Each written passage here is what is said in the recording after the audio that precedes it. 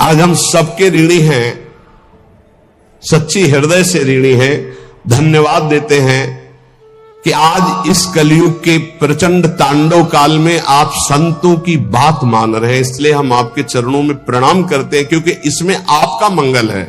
आप स्वस्थ रहेंगे, आप भगवत भजन करते हुए अच्छे आचरण वाले रहेंगे, तो आप हमारे बहुत बड़े हितैषी हुए, क्योंकि आप सुखी हैं, आपका मंगल हुआ तो मेरे कर्तव्य का पालन हो गया, मेरे साधु वेश का धारण करना सार्थक हो गया। आप हमारे बड़े सहयोगी हैं, आप हमारी भागवती उन्नति के बहुत बड़े कारण बन गए, क्योंकि हम धन्यवाद के पात्र तभी बनेंगे जब हमारी बात को मानकर आप धन्य हो जाएंगे। हमारा कल्याण हो गया, हमारा मोक्ष हो गया तो बहुत छोटी बात है। अगर हमारी बात से आपका कल्याण न हुआ तो हमारी बात की बात क्या रहेगी? तो हमारी बात को सार्थक और समर्थ बनाना आपका कर्तव्य है। यदि आपने अपने कर्तव्य का पालन किया तो मेरे कर्तव्य का अपने आप पालन हो जाएगा कि मेरा साधु वेश धारण करना, मेरा जीवन धारण करना, मेरा भजन करना, मेरा सतमार्ग में चलना सार्थक हो गया। हमारे देश के यदि 2-4 हजार लोग भी कुमार्गामी प्रवृत्तियों को छोड़कर भगवत मार्ग में चल रहे तो हृदय से आशीर्वाद देता हूं। आशीष देने के लिए तपस्या की जरूरत नहीं होती। मां अपने बच्चे को आशीष देती तपस्या से नहीं, दुलार से। आप स्वस्थ रहिए, आपकी बुद्धि स्वस्थ रहे, आपके जीवन का परम लक्ष्य भगवत प्राप्ति आपके हाथ में आवे, आप कभी गलत आचरणों में ना फंसे। अगर वार्ता को सुन करके अपने मन में धारण करेंगे तो निश्चित ये वस्तु आपको प्राप्त होगी, क्योंकि हमारा जन्म सिद्ध अधिकार है भगवत प्राप्ति करना। ये महान रसिक महापुरुष कह रहे हैं, सकृदपि यदि दृष्टा हंत वृंदाटवीत्वम, तुम सकृदपि यदि राधा कृष्ण नामाभ्यधाई, वृंदावन में आकर के यदि जय जय श्री राधे बोले या राधा कृष्ण नाम उच्चारण किया, भाव से भरकर वृंदावन में एक बार प्रणाम कर लिया, एक बार लौट गए तो ध्रुव महा, ध्रुव माने सत्य, आहा परम सत्य बात है, माम नो उपेक्षतासी। हे वृंदावन, आप कभी उसकी उपेक्षा नहीं करेंगे, अर्थात उसको निश्चित आप अपने में बुला लेंगे। एक बार वृंदावन आ गया, एक बार यहां आकर जय जय श्री राधे बोला, यार बोल देते हैं एक बार, जय जय श्री राधे श्याम बोले। सकृदपि यदि राधा कृष्ण नामाभ्यधाई, एक बार प्रिया प्रीतम की जय जय बोल दिया, एक बार वृंदावन आ गया, एक बार प्रणाम करके वृंदावन भूमि में लौट गया तो ध्रुव महा परम सत्य, वो नरक नहीं जाएगा, उसको भगवत प्राप्ति होगी। आप सोच सकते हैं भगवत प्राप्ति कैसे हो सकती है? पूरा रजिस्टर पाप लिखा हुआ है, एक बार वृंदावन आया, एक बार प्रणाम किया, एक बार राधा बोला, एक बार बिहारी जी के दर्शन किया, इसका क्या फल होगा? महाभारत में लिखा है, एक बार श्री कृष्ण को कोई प्रणाम कर ले, एक बार, एकोपि कृष्ण कृतः प्रणामो दशाश्वमेधा भृतेन तुल्या, दशाश्वमेधि पुनरपि जन्म कृष्ण प्रणामी न पुनर्भवाय। एक बार कृष्ण को प्रणाम करने वाले का पुनर्जन्म नहीं होता, ये भीष्म जी की स्तव में लिखा। अब आप विचार करके देखो, जहां प्रिया प्रीतम विराजमान इस भूमि में लौट गया, रसिकों की चरण रज, प्रिया प्रीतम की चरण रज, एक बार बिहारी बिहारी जी को प्रणाम कर दिया, एक बार उनकी जय जयकार कर दिया, वो नरक नहीं जा सकता। जितने भी संबंधी हैं, जितने भी भोग पदार्थ है, जितना भी ऐश्वर्य है, ये परमार्थ को विध्वंस करने वाला है, परमार्थ को। विदन्नपि स्वार्थ विधाति सर्वम भाधीन, धिक्कार है यदि आप अपने परमार्थ के नाश करने वाली क्रिया करते हो, परमार्थ के नाश करने वाली बातें देखते हो, सुनते हो, बोलते हो।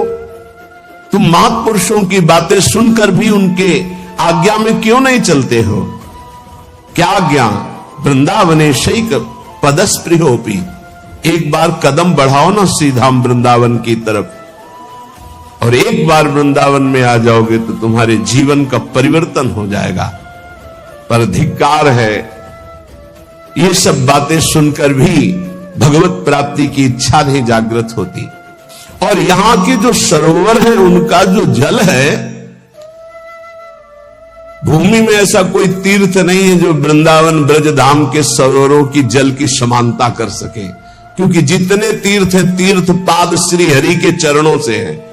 और यहां तीर्थ पाद हरि जिन चरणों में नमन करते, प्रिया चरण रज जान के लुठत रसिक सिर मोर, वो लाडली जू का ये क्रीड़ा स्थल है वृंदावन, ये ब्रज भूमि। हाँ, श्री भट्ट देवाचार्य जी कह रहे धूल धूसर तन, बस ये सबसे बड़ी उपलब्धि है।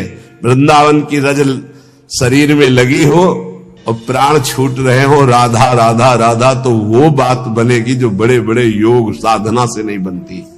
इसीलिए कह रहे आंख उठा के बाहर मत देखो, धैर्य पूर्वक समय काट लो, इसी रज में प्राण त्याग दो। बहुत बढ़िया सौभाग्य है, सीधाम वृंदावन में बैठ करके प्रिया प्रीतम के निज महल की महिमा सुन रहे हैं।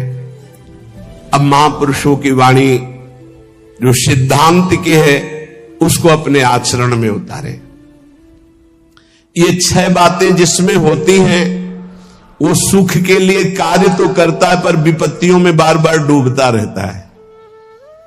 महापुरुषों की बातें 6 बातें सुख के लिए करने वाले मनुष्य में विपत्तियां पैदा करती रहती हैं। पहला, जो भजन से विमुख है और स्वार्थ परायणता में रत है। स्वार्थ परायण, कैसे धन बढ़े, कैसे भोग सामग्री बढ़े, कैसे कैसे, और भजन से विमुख है, वो कुछ भी कर ले परिणाम में उसे विपत्ति ही भोगनी पड़ेगी। वैसे हमें लगता है ये लिख लेना चाहिए, बिना भजन के कुछ भी कर लो परिणाम में आपको विपत्ति भोगनी पड़ेगी। हनुमान जी महाराज कहे हनुमंत विपत्ति प्रभु सोई, जब तो सुमिरन भजन न होई। चाहे कुछ भी हो, नौकरी कर रहे हो, किसानी कर रहे हो, गृहस्थी, कुछ भी हो, नाम जप जरूर करो, तुम्हें विपत्तियों से बचा लेगा नाम जप।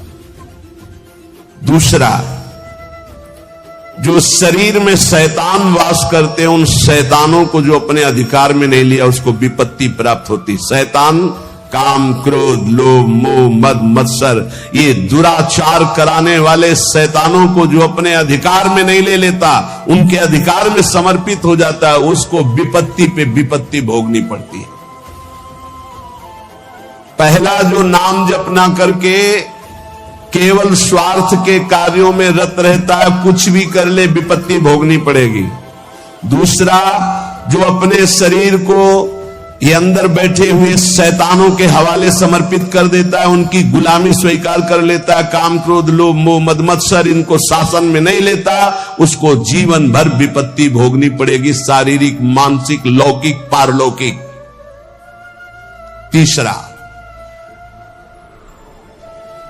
जो मृत्यु की तैयारी नहीं करता उसे विपत्ति ही विपत्ति भोगनी पड़ेगी। मृत्यु की तैयारी कई बार चर्चा हो चुकी है। मृत्यु की तैयारी, यहां जीने की आशा में सब लगे हुए हैं, लेकिन मृत्यु की तैयारी कौन कर रहा है? वही जो गुरु कृपा पात्र है, वो मृत्यु की तैयारी कर रहा है।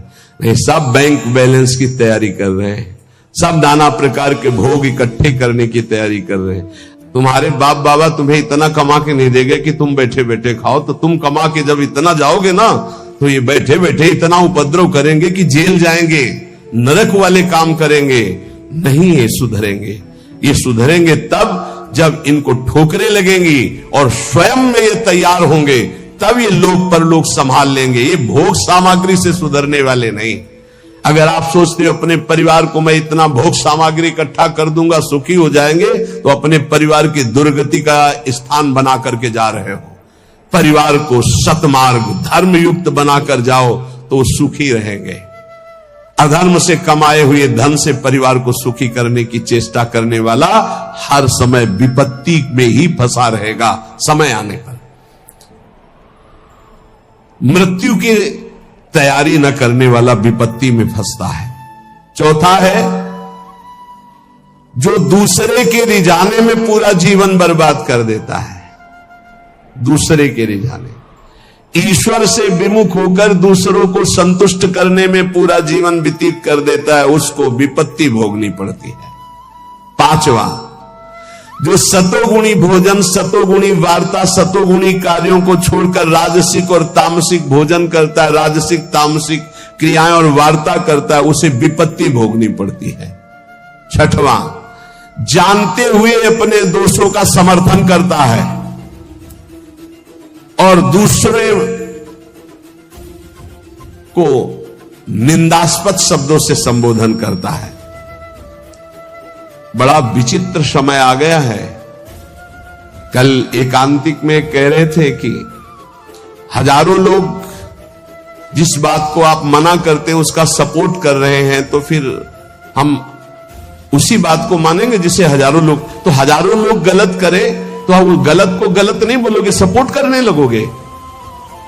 हजारों गलती कर रहे तो तुम उसी गलती को सपोर्ट करोगे। हजारों शराब पी रहे तो तुम शराब को सही मानोगे। हजारों मांस खा रहे हैं तो आप उसको सही का निशान दे दोगे। हजारों व्यभिचार कर रहे तो तुम सही का निशान दे दोगे। तुम्हारी बुद्धि भ्रष्ट हो गई।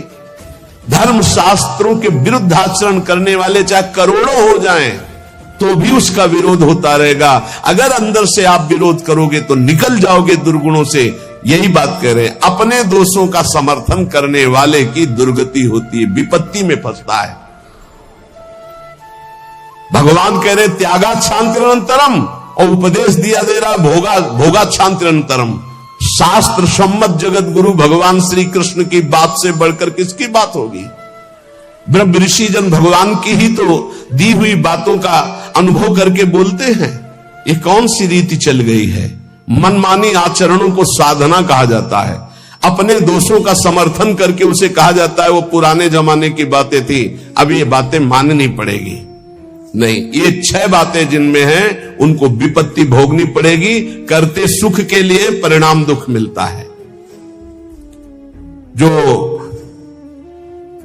आनंद की प्राप्ति करना चाहते हैं वो जगत में नहीं है, वो प्रभु में है। इसलिए सहनशील बनो। आए हुए अंदर काम वेग को, क्रोध वेग को, लोभ के वेग को सहना सीखो। जो सहन करता है वही साधक है, जो सहन कर जाता है वही महात्मा है।